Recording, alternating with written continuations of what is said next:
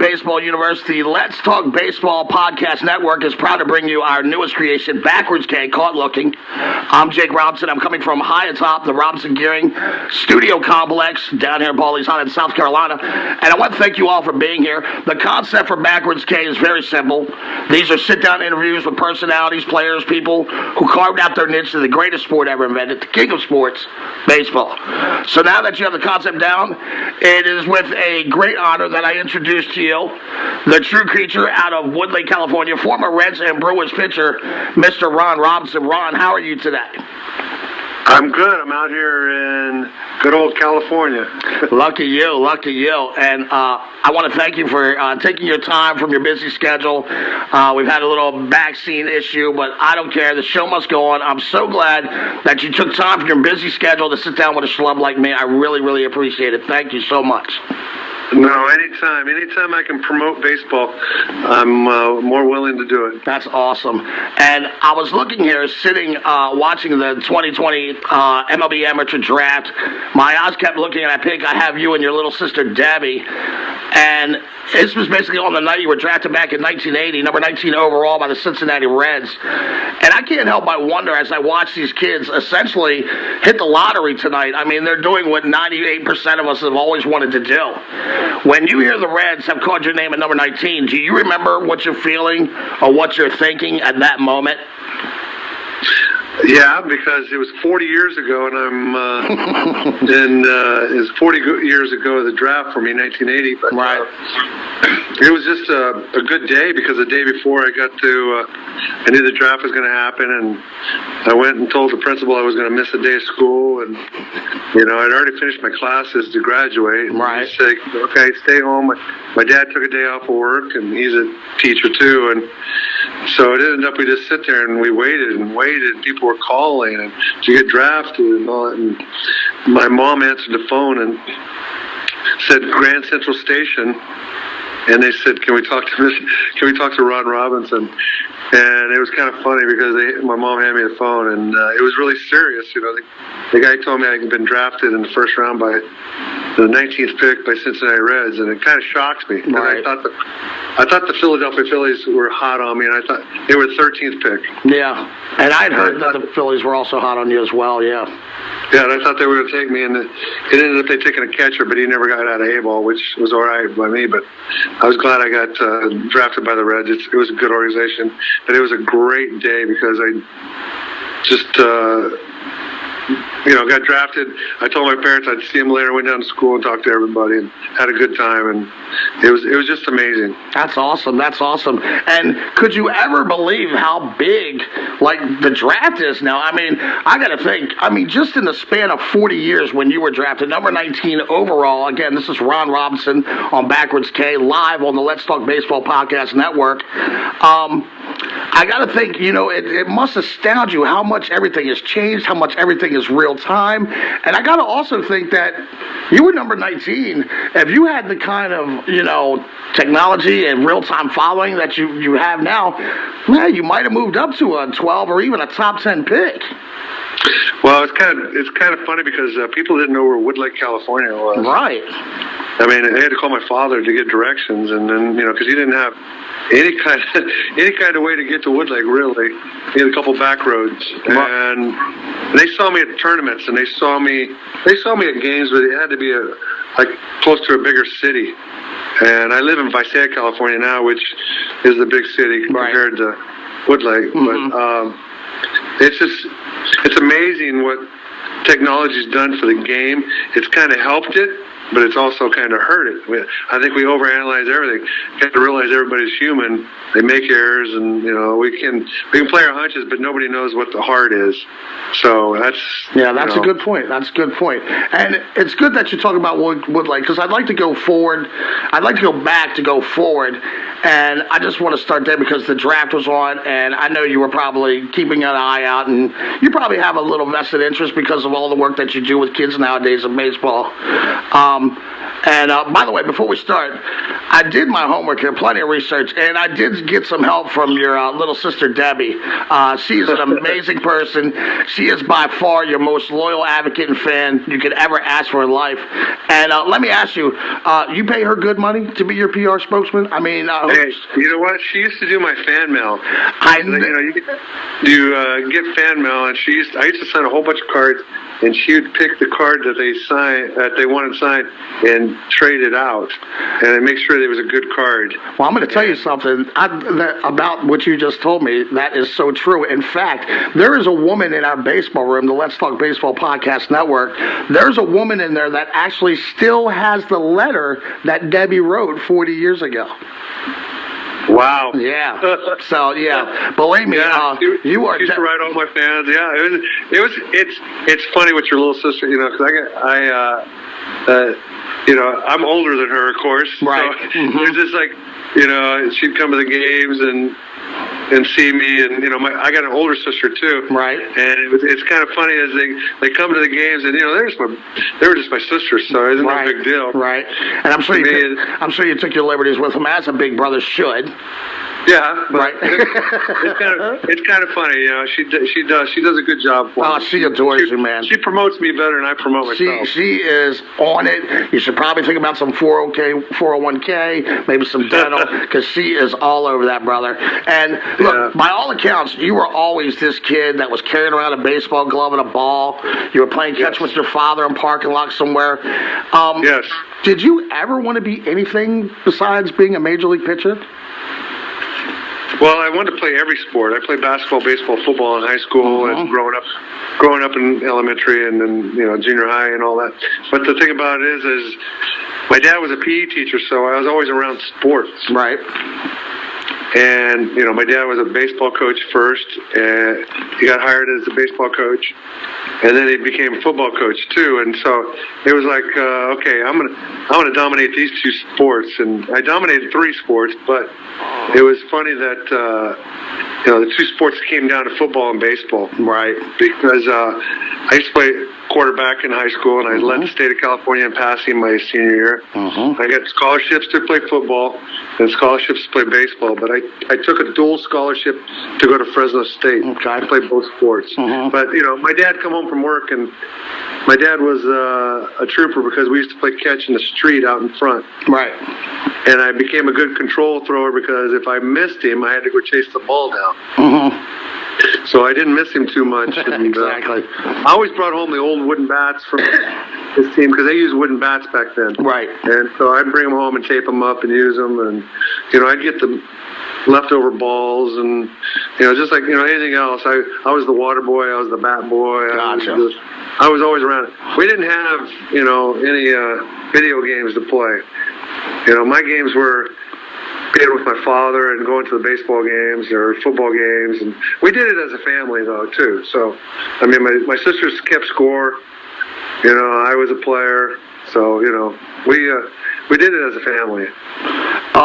I'm glad that you brought up your father because we really can't speak about your childhood without addressing your father, Leo Robinson, who not only was a big part of your life, of course, but he also had a major impact on many of the boys, the young men in Woodlake, California, during the 70s and 80s. Tell us a little bit about Coach Robinson. Who was he, and what did he mean to your athletic dreams and aspirations? Well, I coached from 1959 to 2002. So he had 46 years as a head coach in football. Right. Or 44 as a head coach. He had 46 years as a coach. The 2 years he was assistant when he first came in because he was young. He took over for a guy, and he was third at all time in the state in wins when he passed away. He passed away during a football season. He had a stroke and went into a coma and passed away 2 weeks later. But and then he coached baseball. He was hired as a baseball coach. He had like 18 consecutive league championships. He had 380 something wins in baseball. And you got to remember back in my father's day coaching when he first started, they only played so many games and the season was over. Right. With football and baseball, they didn't have playoffs and all these tournaments, and wild cards. Like that. Yeah, I gotcha. Yeah, they didn't have any of that stuff. But he had an impact on a lot of people. When he passed away, the city felt the blow, and all the community felt it with the youth because he did the Pop Warner.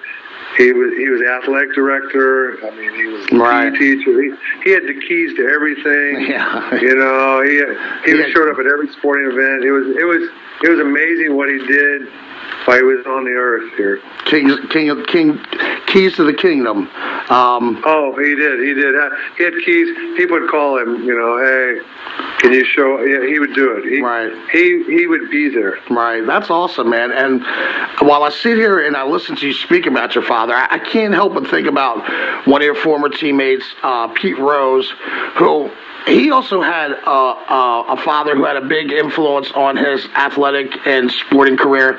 Did you and Pete ever compare notes on your fathers, what it was like growing up with a coach who, let's face it, he was a successful coach, so clearly there was always expectations on you to perform very well. Did you ever speak to Pete on what, did you ever trade notes on fathers? Oh, yeah, we talked about it. Pete met my father several times. I was called up to the big leagues 3 days before Pete became the manager of the Cincinnati Reds. Right. So I got there early at the clubhouse and met him, and I was excited about playing with Pete Rose and for Pete Rose. I don't mean to cut you off. So you were there when Vern Rapp was the manager, right? Right. I made my big league. I made my big league appearance, and the second day I was called up to the big leagues, and then we flew home, and Vern Rapp got fired. Yeah, was that your fault that he got fired? No, That wasn't my fault. That wasn't everyone's. But it was. Let me tell you one thing, Pete. Pete was great. Pete always talked to my father about football. How is your team going to be? How is the season? And my dad would always downplay it. Oh, we're going to rebuild. And they didn't win the championship and stuff. He tried to Lou Holtz. I gotcha. Yeah, he just downplayed it, and Pete was the same way. But Pete talks about structure, and you got to be good and have a plan, and that's what was good was about playing for Pete. You had to take care of yourself. Right. You were responsible for yourself. He'll get you there, but you got to be responsible for yourself. And you got to have good work ethic and stuff. And so, I to this day I talk to Pete probably once a month, and he's a great person. I see him in Vegas signing autographs. Yeah. He'll do anything for me. I'll do anything for him. That's awesome. He had a big influence in my life. That's awesome. And I can tell that he had a lot of confidence in you. Your best seasons were certainly under Pete Rose when he was the manager, and then you were let go after that. But we'll get to that point. Now, most of us as baseball fans, we have that moment in a major league park where our love for the game is ignited. Like, for me, it was Memorial Stadium, 1976. I met Reggie Jackson. He shook my hand. He could have been a greater person. And I was just hooked to baseball for life. Did you have that moment in a major league park? Well, I think mine was going to doubleheaders at Candlestick Park. Were you a Giants fan? With my family, and when it was open, when it was so cold, and Dad got the cheapest seats he could get because he had a family. And, right. And we're going to watch 2 games today, and you're going to get a souvenir. You're going to get this, and it was great. I mean, I grew up a Giants fan. I grew up a Willie Mays fan, and my dad, we paid attention to the game. We didn't, screw around. We watched the game, and, he says, would you like to do this someday? And, I was pretty amazed at the players. I mean, playing baseball. Right. I was in awe of players. I was intimidated by professional baseball players. Yes. Until I was probably drafted. Really? I respected them, and I didn't really collect autographs until I got to the big leagues. I was intimidated because I wanted to be one of them. I didn't want to step on their toes. I didn't want to embarrass anybody. So I just sit back in awe of them, and that's the same way we did it. I've seen professional football players when I was little, and it was like, hey, I just want to watch the game, and right. Well, I know how you told me that your father kind of talked to you about your options as far as Fresno and as far as going pro. How did your mom, Mary Lou? How did she feel about this? My mom was always that kind where she talked to my dad, and my dad would do it. My dad would do it. I was in trouble. Aren't you going to do anything? And my dad would lay the law down. My dad was God to me. Right. So, right. He was 6'2", about 280, but he was God to me. Right. So, right. And I didn't want to embarrass the name, and that was my biggest thing, and it's still my biggest thing. Because holding today, I want my dad's name, Robinson, to be respected. Hey, I'm a Robinson too. I would totally hear that. Yes, you are. Yes, you are. That's why this makes this interview even better. Exactly. It's just, the thing about it is I didn't want to disappoint my parents. I didn't want to disappoint my family, and that's the biggest thing in my life. Is my dad put me in the straight.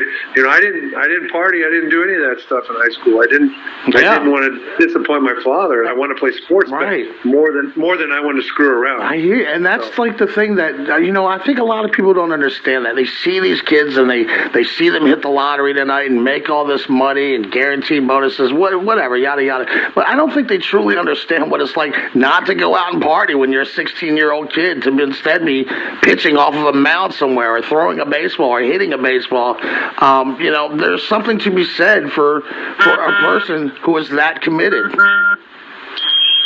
Yeah, my thing about it is I was committed from day one. Once I got drafted, I was like, my dad said, you got to get yourself there. Nobody else is going to help you. Right. So, well, that's something I was going to ask you. Would you consider yourself like one of these self-driven Type A personalities? Oh, yeah, without a doubt. So, and there's a little bit of arrogance to you. Would you say that? I mean, to be, I would think to be a major league, and this is why I say that, I know Jim Palmer rather well. I've talked to Jim a couple times, and honestly, Jim is one of the greatest interviews. I can ask Jim Palmer a question and, walk away from the microphone, microwave some pizza, make a couple of drinks, and I can come back and Jim Palmer is still talking. It's just, in his nature, I think. Yeah, it is. And there's just an arrogance about you. So you're like this Type A kind of driven personality, and I think when you get into the major league level, isn't kind of everybody that kind of way? Type yes, A? they all are that way. I mean, all 25 of them are on the roster. You have to be that way. Mm-hmm. If you're not that way, then you're gonna get run over. It's just the type you are, because you got to have confidence. I pitched against Nolan Ryan. Right. And everybody's like, "Ooh, you're going to pitch against Nolan Ryan." That's right. We beat him that night. Yeah, and you went 1 for 2, right? I think you have a double off of him in your career, if I'm not mistaken. No, I got a single. Okay. A single, but I won. That's right. I put a sacrifice bunt down the first time, and then the next time I got a base hit, and Pete Rose was laughing his ass off. So in your dealings with, I only saw 1 for 2. Baseball Reference didn't give me any more than that. But you never had a strikeout against Nolan, right? There's no Ron Robinson with a K next to his name when it comes to Nolan. No. Ryan. Awesome. No, there's not. Awesome. You're watching Backwards K, a brand new show on the Let's Talk Baseball Podcast Network. I'm in a live sit-down interview with former Reds pitcher, former Brewers pitcher, Ron Robinson. And Ron, before we go any further into your major league career, like I said, I did my research. I ran through these old newspapers, and I gotta tell you, man, I was kind of appalled by the way these writers were calling you howdy doody, and this is like you're like a 17, 18-year-old kid. What's this with this howdy doody crap? Oh man, they were all over me. I had teams yell just obscene stuff to me. You wouldn't believe what they were yelling at me in high school. It's unbelievable.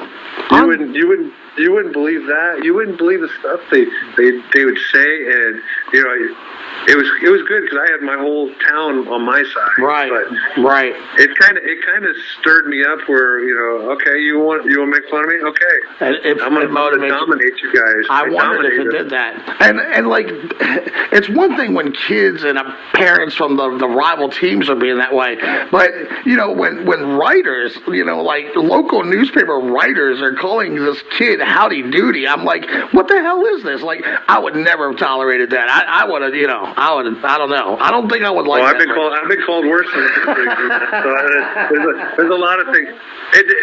Some people take it personal, so I don't. And as long as you don't get on my family, and call my kids out, call anybody out, right. I'm okay with it. You can get personal with me. It kind of makes me thrive a little harder to succeed. Type A personality, sure. Yeah, sure. And I'm telling you, so a guy guy makes fun of me, that's all right. Yeah, you just shut him down when it matters. So, like a year later, after you're drafted, Nolan Ryan becomes the first Major League Baseball player to earn $1 million a year contract with the Astros as a free agent. Baseball's a business. You're a pro. Is this on your radar when he makes that $1 million contract? Nope. I made $600 my first year as a pro ball player. Right. $600 a month. And then the next year I made $750. What was your bonus? Can I ask? $100,000, $100,000. And that was a lot of money then. That was a lot of money for the Cincinnati Reds. Sure. Because they offered me $75. I flew back after I graduated, and I flew back there after an All-Star game. And I flew back there, and they offered me $75,000, and I turned it down. How hard was it to turn down $75,000 in '79, '80? That's all I talked about that night with my dad. Was in the hotel room. We were in Cincinnati. I just turned down $75,000. Wow! I think my dad was making $30,000 exactly. a year. Right. So you get drafted. A year later, you marry your high school sweetheart, Becky. Yep. How long have you known Becky? Since she's 5 years old. Her dad was my first Little League coach. So she's truly been there since the beginning. Oh, yeah. And after all the ups and downs, the arm troubles, the surgeries, life after baseball, this partner, she stood by you through it all. And I'm sure you realized how blessed you are. You truly are like I guess the poster boy for the American dream. Tell me real quick what she has meant to you.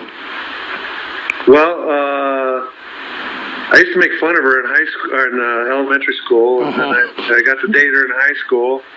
And she laughed at me because I ended up saying that I was going to be a professional ball player. Right. I said I'll play professional sport. I think I can play professional baseball. And I remember the date, and she laughed at me. And I said, "You'll see. I'll be a professional baseball player." Wow. And then I got drafted, and I signed on her birthday, June 14th. Oh, so it's there for posterity. 2 days later, I ended up in Tampa, Florida. But yeah, we've been married for 39 years now. That's awesome, man. That's awesome. And we got 3 kids, and we got our 6th grandkid on the way. That's awesome. So we're gonna have 3 boys and 3 girls. You are truly blessed, my friend. Truly blessed. So now we're up to the minor leagues. You're riding the bus, crabby hotels, quiet backwood minor league towns. Did you enjoy the minors? You know what? It humbles you really quick when you think you got the world by the tail. Right. But I enjoyed a few of my stops. I enjoyed Cedar Rapids, Iowa. I enjoyed Wichita. I enjoyed. Really, you enjoyed Wichita? Wichita, Kansas. I've been there. I had a baby boy in Wichita. Oh, okay. So we enjoyed it. I mean, I enjoyed it, and I got called up to the big leagues from Wichita. Okay. So, but my teammates were good. I had minor leagues aren't the same as what they were back then. Back then, they kind of held you down a little bit, I thought. I agree. thought they stacked their especially teams. as a pitcher. As a pitcher, they didn't really. Yeah. They kind of hold you back a little bit. Yeah. I thought the Reds did. They were really proper about their things, and other teams weren't. Yeah. And the bus rides. I never slept on the bus rides. I couldn't sleep. Double A was a lot of bus rides. Triple A fly part of the way, and and that was good. But I don't know. I think it's the dues you got to pay. Yeah. Because when you get to the big leagues, you want to stay. Yeah. You start getting everything catered and first class. Yeah, I know exactly what you mean, brother. You definitely want to stay in that situation. You pack your bags and you bring them to the ballpark, and then you don't touch them. Exactly. That's pretty nice. And who took you under your wing in the minors and really taught you the Reds' way of playing baseball? Wow, that's a good question. That's a good question. I don't think there's one dominant guy or person. I think I had a pretty good manager in George Sugar in my A-ball. He was a third base coach at the Big Red Machine. Gotcha. I think he was really good for me because he was really thumbs on me. I was just 18. I was the youngest guy on the team. I was the first round. So I went from high school to A-ball. I didn't go to rookie ball with a teacher. Right. Yeah. And then I thought my Double A manager Jimmy Lett was good. Gino DeSan was my Triple A manager in Wichita, which I enjoyed playing for him because he let me pitch. And I don't know, Scotty Breeden was our pitching coach. But back then, they just had roving pitching coaches. You had the manager, and that was it. Right. You had a manager and a trainer. That was it. Really? That was no first base coach, no bench coach. No, nothing. Gotcha. You were doing charts, and the manager I felt sorry for because the guys were kind of overrunning him at times. Right. I don't know. It's a different process now. These guys are spoiled rotten now. Yeah. Even the bonus babies certainly. Yeah. But the minor leagues, the players are in jeopardy now. I mean, the career of the minor leagues is in jeopardy. I feel sorry for every one of them that's in the minor leagues now because the backlog and they're not going to play a season at all. I know, man. It's awful. So they're going to lose a whole year. It's terrible. And when I lost years, at least I was in the big leagues. I got hurt at the spot because in the big leagues. Because if you got hurt in the minors, you'd have been probably swept under a rug. And my thing about it is, I had 5 elbow surgeries. I got hurt. I came back. Every year was a comeback for a while. But I enjoyed my minor league days, but my big league days are the best. Sure. Are you a prankster? Would you consider yourself a prankster? No. Who was the prankster? I'm a get even guy. Oh, I gotcha. So I'll get one better. Right. I'm a team guy. Gotcha. So if you want to do something, I'll be on that team. But if somebody does it to me, I'll get even better. Right. Did you ever get hot-footed? Oh, yeah, all the time. Yeah, who was the king of the hot foot on the Reds? John Franco. He looks like a hot footer. John Franco. Well, put it this way. I was a reliever for a while. I relieved for 100 appearances, then I became a starter. So in 1986, I relieved. I was in 70 games. I went 10-3 and 14 saves. I was a setup guy for John Franco. So, for the first 7 innings of a game, I didn't have nothing to do. So, we were always doing some kind of pranks. Right. Who did Franco like to give it to the worst? Was there a guy on the team that he just loved picking on? Mostly the starting pitchers, mostly the guys that weren't pitching. Gotcha. That were just hanging out in the bullpen. Most of the guys like that, yeah. Rob Murphy was pretty good at irritating people, too. That's awesome. That's awesome. They're both left-handers, So that explains it. So you come up to the show August 14th, 1984, Busch Stadium. I mean, Busch freaking Stadium, right? One of the more 50,000 iconic, fans. right? One of the more iconic stadiums of the 1980s. Is your family there? No. Oh, I had to get a ride from Evansville, Indiana. I lost the game 2 days before that. Well, I lost the game 2 days before that, and Gino DeSant calls me in, and I pitched a good game against the the Detroit Tigers team. And so Gino DeSant calls me in and he says, "Hey, I was going to call from the Reds. You're going to the show." And I'm like, "Yeah, right." I didn't believe him. right. He goes, "You got to find your way there." What? And I was like, "Are you kidding me?" That would never I happen said, "Are today. you serious?"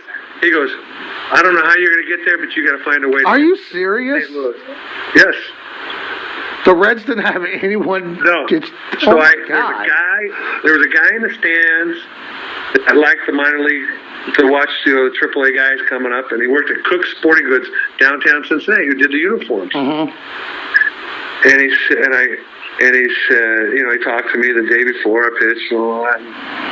He said, "I'm going to St. Louis tomorrow." I said, "Can I hitch a ride? I'll get you tickets.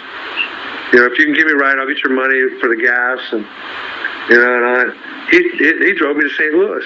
Wow. And I got to the stadium that day. Wow. Of course, I didn't have much clothes because I was just come from AAA, and I didn't pitch the first night. I sit on in the bullpen, and Nick Osaski hit one in like second deck. Mm-hmm. But there's 50-something thousand fans there. My Right. hometown was only 6,000 people.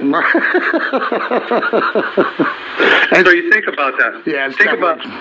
I'm in the bullpen and I'm like nervous as all Yeah, get out. I'm sure. I'm thinking, oh my God. Yeah. And then Nick Osaski hits a ball. I've never seen a ball further in my life to that time. Mm-hmm. And I'm going, oh my God, this is the big leagues. It's Look at a how far whole that nother ball- level, right? Oh yeah, whole different level. Well, I mean, you come in, you look in the other dugout. Okay, you got McGee over there, Herb, Pendleton, Van Slyke, Porter. Right. And I don't know. You must have had your Flintstone vitamins that day. Maybe you were chasing a couple Purple Betties or something. You go 2 innings pitched, 3 Ks. Your first strikeout was against who? Darryl Porter. Darryl Porter, quite a player right there. So, I threw a hook. But good story though. So I threw a curveball, struck him out looking, and this is the second day in the big league uniform. right. So Andy Van Slyke popped up my first pitch in the big leagues was a strike. Okay. And I wanted to make sure that was a strike. Mhm. But he pops up to Eric Davis, who's my center fielder, who I played with in AAA. Sure. So and I played with him in AA. Mhm. So it ends up, I throw Darryl Porter a hook, and I'm feeling good about it. Yeah. So then we pack our bags, we go to Cincinnati. Yeah, so like you're probably thinking, hey man, this major league thing, it's not really that hard, right? Like Well, I don't like no, because I was throwing pretty good at that time. I was throwing up in the 90s, Right. and then I'm throwing pretty good. But then the funny story about it is, so St. Louis, we did a back-to-back. So St. Louis came to Cincinnati, right. and you know who my first home run I gave up to? Who's that? Darryl Porter. Oh my goodness. Same pitch. See, I actually didn't know that you had another relief appearance against them. I thought that you came out of the bullpen in your first game and then you started against the Cubs 4 days later. But you're telling me you played in another game right after that, right? Right. And what this one was in Cincinnati when you played them? Yeah. And Darryl Porter dropped on you. I had him autograph a ball for me because I was in St. Louis because of He was first strikeout. first strikeout. So Dave LaPointe. Sure. Dave LaPointe was a prankster, so he's on the other team and he's laughing his ass off, and he says, "Kid, you can't be doing this." So he's all over me. And Dave LaPointe's a great guy because it ended up where I got to be good friends with him too. And so Daryl Porter ended up hitting a home run, and then he asked me for an autograph back. That's So awesome. It was pretty funny. That's It was pretty awesome. funny.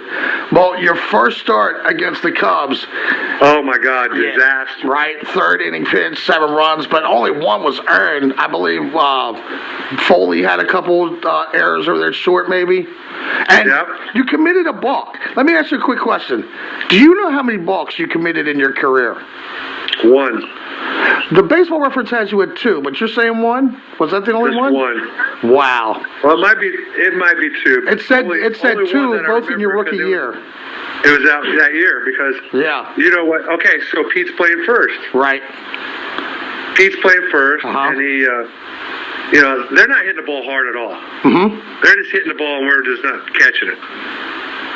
And so Pete comes in, talks to me the first. Pete comes, talks to me, and then the next time he comes out, he comes in and he goes, "I got to take you out of the game because we can't catch the ball. It's not your fault, kid." And I'm pitching against Rick Sutcliffe. Oh, okay. And I'm thinking, oh my God, is this the big league? Because it was a joke. It was absolutely a joke when I first started the big leagues. Right. So, Yeah, that they really left you hang dry on that one, man. They really to go from such a high as out of the bullpen into that. Now the next start you actually won, right? Wasn't that against the Cubs as well?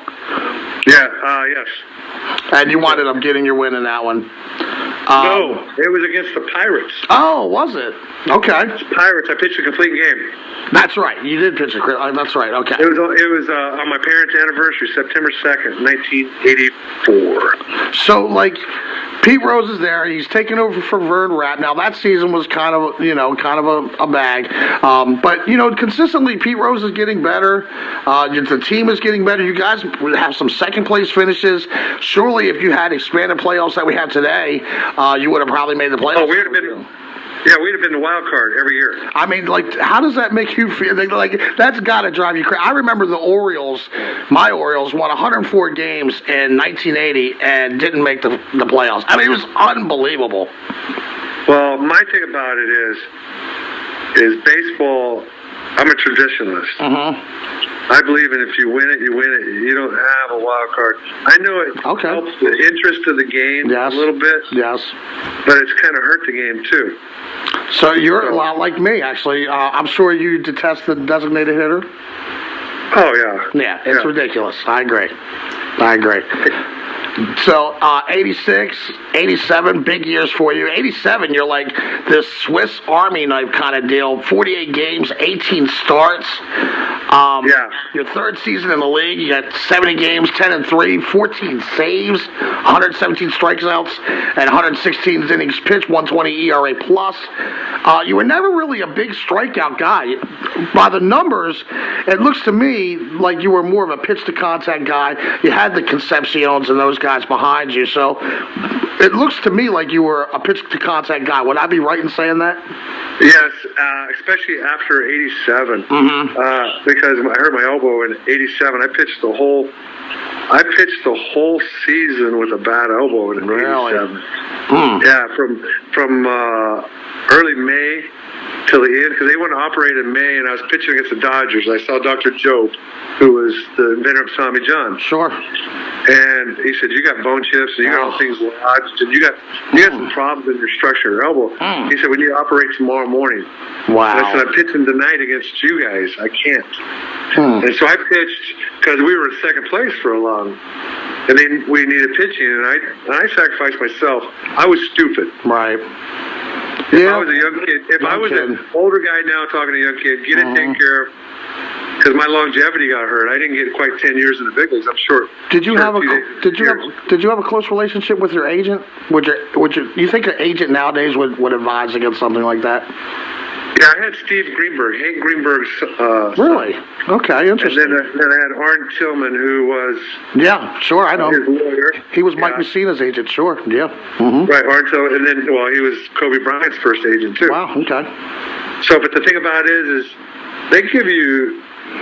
I don't think they really instructed me to do anything different. So, But Right. you know, my elbow is not the same. It never has been the same since '87. I've had a chronic elbow. It's just the way I was born, I guess. I don't know. And it's just one of those things. I never had Tommy John. I've had problems Really? with bone chips and calcium deposits. Yes. Scar tissue. As a I've had that person who's never had Tommy John, do you have an opinion about Tommy John? Because it seems like every player and their grandmother has Tommy John. Like, if you're a baseball pitcher, you get Tommy John, and your grandmom's going to get Tommy John too while we're at it. I mean, it just seems that way, doesn't it? Yeah, and I'm telling you, it's amazing what those guys do. Yeah. It's amazing that somebody sacrificed and is named Tommy John. Sure. He's a great person. I played golf with him. Okay. I played 18 holes with him, and I'm telling you one thing, I asked him 20 million questions. And he's a great guy.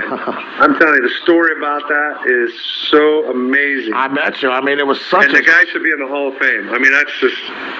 You're probably right. That guy should be in the Hall of Fame. Yeah, you're right. Dr. Joke should be in the Hall of Fame. Yeah, the doctor should definitely be in the Hall of Fame. No question about because that. it saved a lot of people's career. It You has. think of probably all the arm problems that happened in the 70s and 60s, 50s, 40s that Sure. could have been prevented. I mean, doubt. I'm just glad.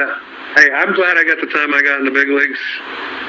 Baseball has been very, very good to me. Right. I love it. I mean, I can't talk bad about it. So, well, that is the year that you get this nickname, and it's the Remarkable Creature. And I mean, again, with these nicknames, Creature, and how do That's you a do good it? one, though. But well, look, the Hit King gives you a nickname. You take the nickname, right? And that basically the rule. I take it and run with it. Right. I said, you can call me anything you want. It's Pete as long as Rose, I right? stay here. Yeah, As long as I stay in the big league. Well, the story about the true creature is there's a guy on the Montreal Expos named Jim Wolford, Wolford, right? and he's from Visalia here. Oh, So okay. he goes, you know Wolfie from the other team, the Expos? I said, yeah. He goes, he's the creature. And I said, yeah, okay, whatever. He called him, and he goes, you're the true creature. And he goes, gotcha. and that's when he started calling me True Creature. And I'm telling you one thing, they made T-shirts, they did all this stuff, Right. whatever, and it was great. It was great. Had fun with it. I don't care. Call me anything you want, as long as I'm in the big leagues. Right. That's a good way to look at it. Definitely a good way. I would have thought maybe something like Ron Robinson, the remarkable human being. But true. Yeah. Well, you really don't know me, so no, I'm kidding. All right, now look, I know you're sick of this game, but it's part of your story. Your story is incomplete without talking about the near no-hitter. No perfect game. Oh, yeah, no, you're right. Thanks for correcting me. Perfect, right. You're coming off some arm injuries, and the club pencils you in to start the Expos. According to the research I looked at, you were only supposed to throw like 70 pitches that game. Exactly. And you start throwing, and all of a sudden you look up, and no one's reached first base, and all of a sudden no one in the dugout is talking to you. I don't know if you've ever seen that movie, For Love of the Game, when Billy Chappell's throwing the perfect Oh, game. yeah, I've seen it. Is that kind of true? Like, do you get into this, like, tunnel vision kind of thing when that's going on? Oh, yeah. Right. But I get tunnel vision. You kind of get tunnel vision when you pitch anyway. Period, right? I don't hear the crowd as much as people think. You're in a zone, and you're so focused in throwing strikes that you don't hear it. Right. So, I mean, you hear the roars, but you don't really hear things. I mean, it's kind of weird.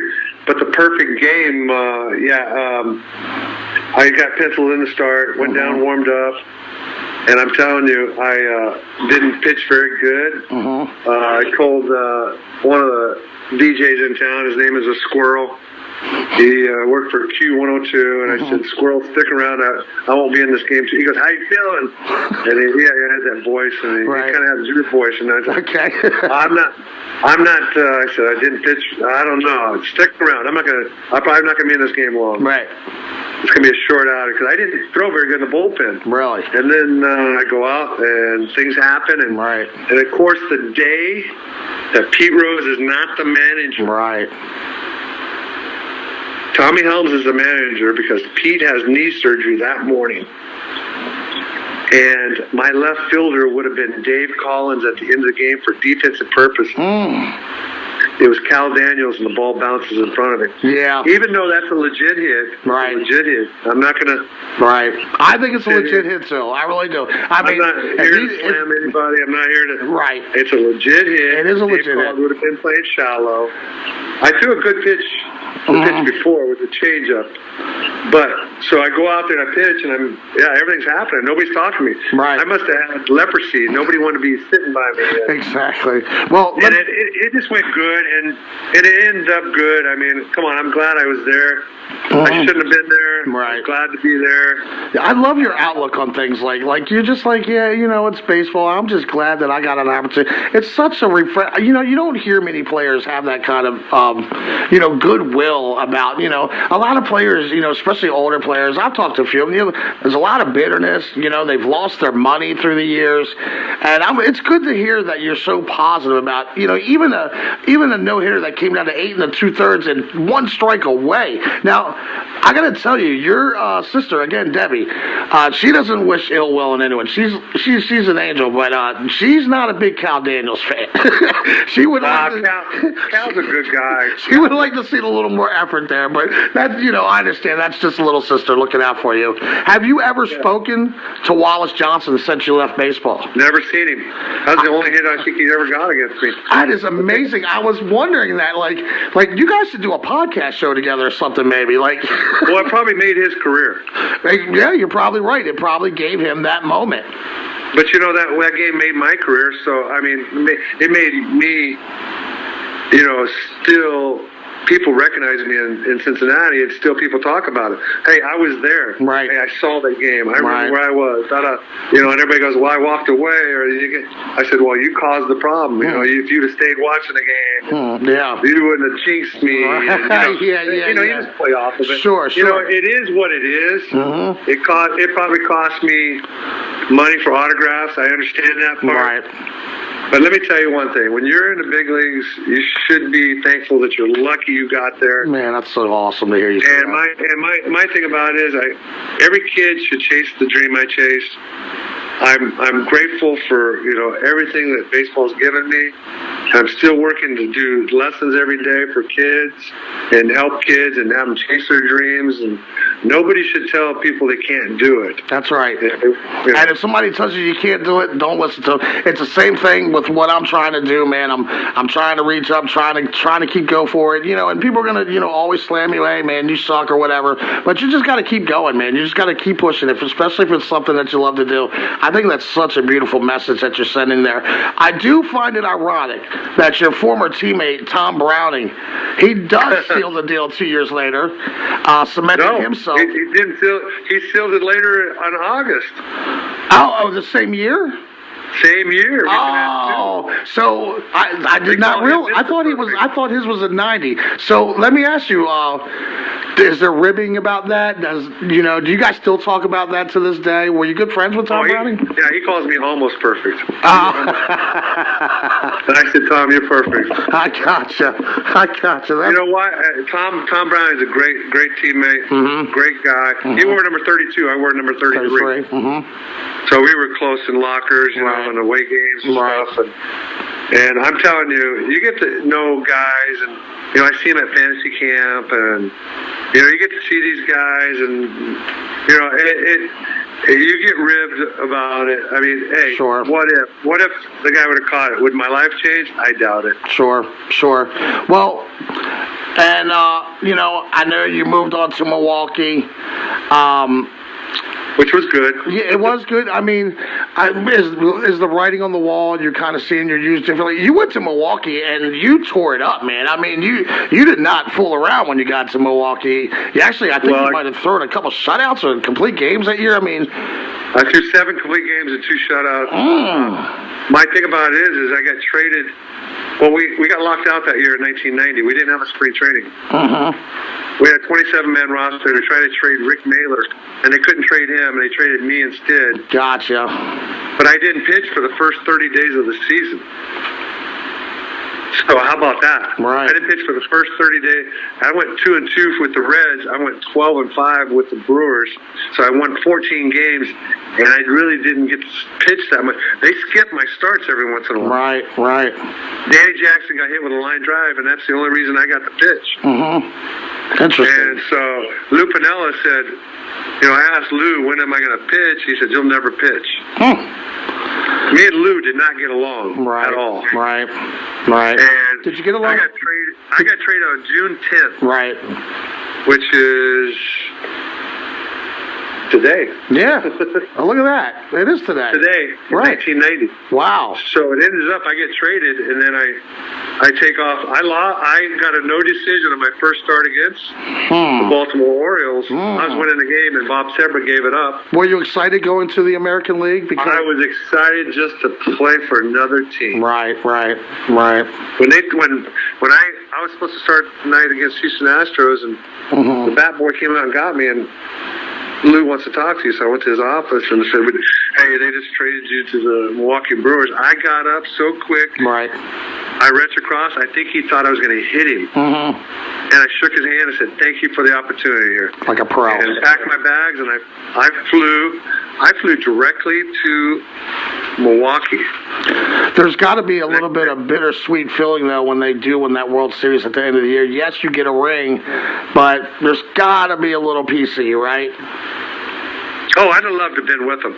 But, you know what? I got to pitch that year. I got a 3-year guaranteed contract. Right. I got the World Series ring. I got some money from the World Series. The guys took care of me because I was a player rep. They took care of me. I ended up putting a down payment on a beach house. I went and saw them play the Pirates. Stayed in the same hotel as the team. Right. Got to talk to Jose Rio, give him a scouting report. I beat the A's twice that year. Sure. So I gave him a good scouting report. After I didn't go to the World Series because I thought, you know what? I gave it to my brother-in-law. Right. And I ended up, the night they won it, Jose Rio calls me, the most valuable player. He calls me that night about 4 o'clock in the morning, my time here. And he's like, I love you, man. Oh, that's great.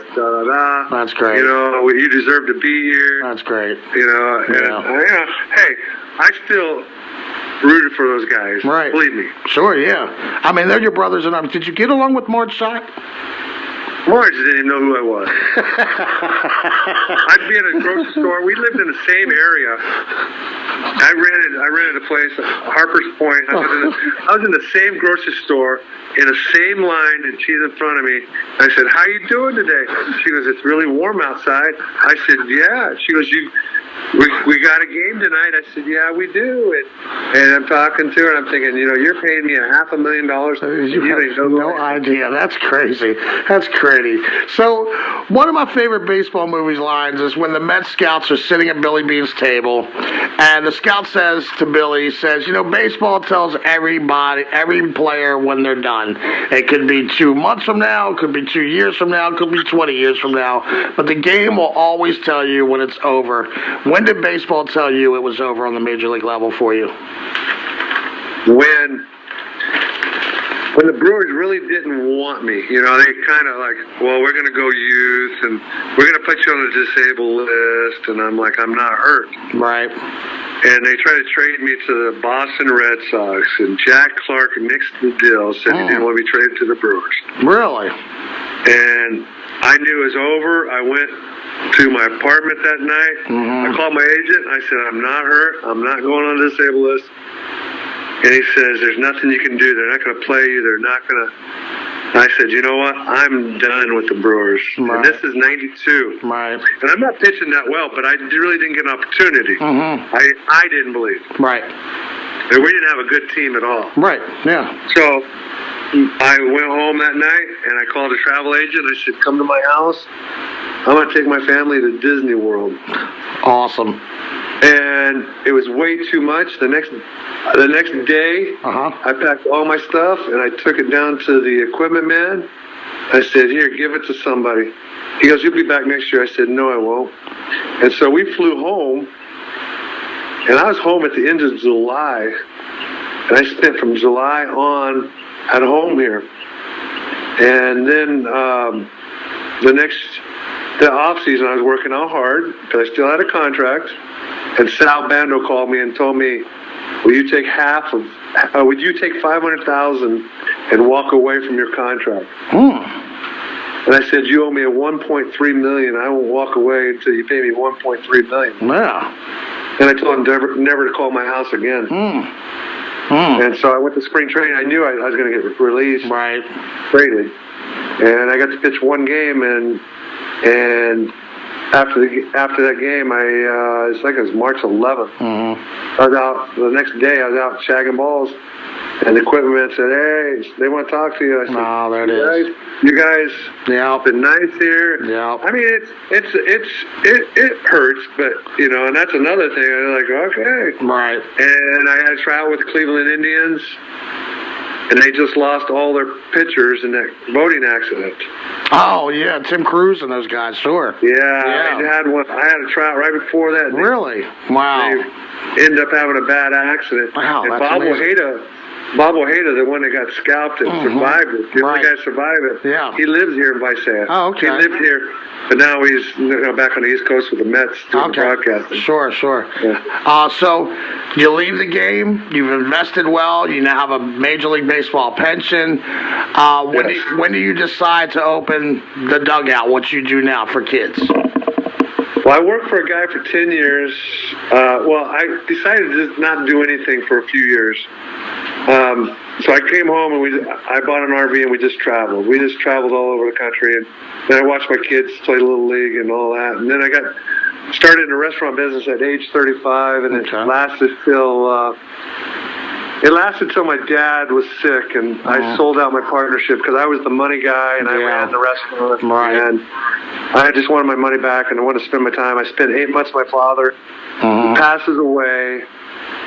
And that's my son's junior year of high school, so I sit and watch him play junior, senior year, and then I see him play junior college baseball, and then I decide at the ripe age of 42, I think, to go teach lessons for a guy for 10 years, and got abused in that because I was only getting paid not very much money, but I did it for the love of the game. Right. And then I decided to go partners with these other gentlemen, and I've been at it for this is my 7th year. Wow. With them, and I'm telling you one thing, the last 7 years of doing lessons with kids has been great. The best time, and I'm telling you, that's awesome. It's a wonderful life of working from 3 to 8 every night. That's awesome. And I also know that your nephew, Debbie's son, Robbie, is now, he's a pretty amazing prospect as well, man. I've seen tape of him. He looks so mechanically clean, and he just looks so good. And I can't help but think, you have a 5-year brother a brother that's 5 years younger than you. You were this quarterback, pitcher, Woodlake High. Your brother Randy, pitcher, quarterback. He gets drafted by the White Sox a few years later after high school. And now you have Robbie, quarterback, pitcher. What is it in that Robinson gene? There has to be something in that Robinson gene. Right. It's not in the Stevenson gene. It's in the Robinson gene. He's a good ball player. He is. He's a good pitcher. He's going to be something someday here. He is. They got their season cut short. Yeah. Junior college. I'm glad they got their year back eligibility because he's a freshman at junior college, Fresno City, which has Ron Scott, great coach, right, and great person, and hopefully things will work out for him. Yeah, he's pretty nasty. Now, look, I want to thank you for sitting down with me and bearing it out with me. Before we get out of here, I got 2 little things that I want to do with you, and then we can wrap it on up. I want to do a word association. So you played ball with 4 bona fide Hall of Famers and Pete Rose, who I consider a Hall of Famer. So I want to do a word association with you. When I say to you, Robin Yount, what do you think? Great individual. Pete Rose. Intense. Paul Molitor. Great hitter. Tony Perez. A great figure, upstanding citizen, great person. Can't understand what he speaks. Barry Larkin. Athletic. Okay, now these guys didn't make the Hall, but they're right on the cusp to me. Dave Concepcion. Sweet. Dave Parker. A hitter, hammer. He can hammer it. And last but not least, Eric Davis.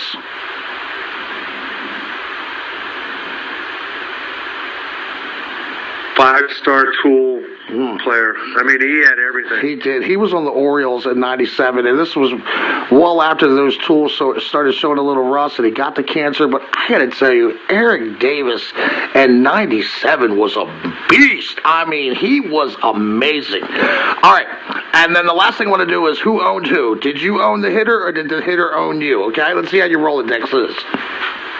Okay. Jeffrey Leonard, former Giant. Oh, I owned him. Yeah, you did. 3 for 16, had a 188, 222, 188 slash. Yeah. Go ahead. Terry Pendleton. I think we probably both. I probably didn't own him. Yeah, you did actually. 3 for 16, 188, 278, 250 slash. He's a good hitter, though. He's a great hitter. Good hitter. You struck him out Fresno 4 times. State boy. Fresno State. Yeah. Pedro Guerrero. I'm telling you, he had a line drive back at me and burned my hand so bad. I got to know him after my career is over. His career. Funny dude, great guy. He was a monster against you. 10 for 32, 2 doubles, a home run, 4 ribs. See? Will Clark. Oh, he owned mine. Oh yeah, he abused you. He hammered, but you know what? I was 6 in one lifetime against the Giants. So Wow. So you just had to worry about Will Clark in the line. I had to worry about one guy. Yeah, number 12. I let him get his stuff. That was it. 12 for 22, 632 average, 687, 1.00 slash. Why don't you look up somebody like Jody Davis, who's 0 for 16? All right, here's one. Kevin Bass. Oh, he got me. He got a home run off me. He's not bad. It was about half and half. Yeah, it was 11 for 26, 423 average. Hit you for a home run. He did have 6 RBIs against you. Willie McGee. I got him. Yeah, you own Willie. And Willie was a good player, man. 4 for 20, 200 average, 2 RBIs, 2 strikeouts. One last guy, okay? Candy Maldonado. Oh, I got him. Yeah, you owned him. 6 for 26, 231 average. I got him with K's, yeah. 6 strikeouts, yeah. You know a guy who owned me? Who's that? I think that Del Murphy. Oh, yeah, I was looking at his stats. He did own you. 5 home runs against me. Oh, my God. That's But great. I came in games. I was 6-0 lifetime against the Braves, but I was a reliever, and I had to challenge him, and he got me. If I walk him out of the game, so I give up a hit, I mean, it was one of those things. And Dale, I talked to Dale in New York City a couple years ago, and he goes, believe me, I didn't own you, you owned me. I said, well, you struck out like 9 times, but you got 5 home runs. Right. Well, Ron, I got to thank you so much for taking time out of your busy schedule to sit here and talk to me. I really enjoyed talking baseball with you. I can sit down and talk another hour of baseball with you. Maybe sometime down the road you come back on and we talk again. How's that sound? Anytime you want. That's Anytime awesome. you want. Thank you very much. That is exactly what I hear. Okay, Ron, thank you very much, and I'll send you a text later on today or tomorrow. I appreciate you. You got it. Thank you, buddy. Thanks. Bye-bye. And there you have it, folks. That was Ron Robinson, former pitcher for the Reds and the Brewers, and the big brother to Debbie Robinson-Stevenson in the Let's Talk Baseball podcast room. I want to thank you all for coming out. This has been Backwards K. I don't care what the fuck happens. I'm going to make it happen no matter what. I don't care. People who want to say they're going to be there for me and not be there in the end. It doesn't matter. I'm going to get your ass out of this room as soon as I'm done. And it doesn't matter. The show must go on. I'm going to do what I got to do to bring this entertainment to you. Thank you again for everyone stopping out. I'm Jake Robinson coming out of Pawleys Island, South Carolina, and I'm saying to you, peace, and I love you.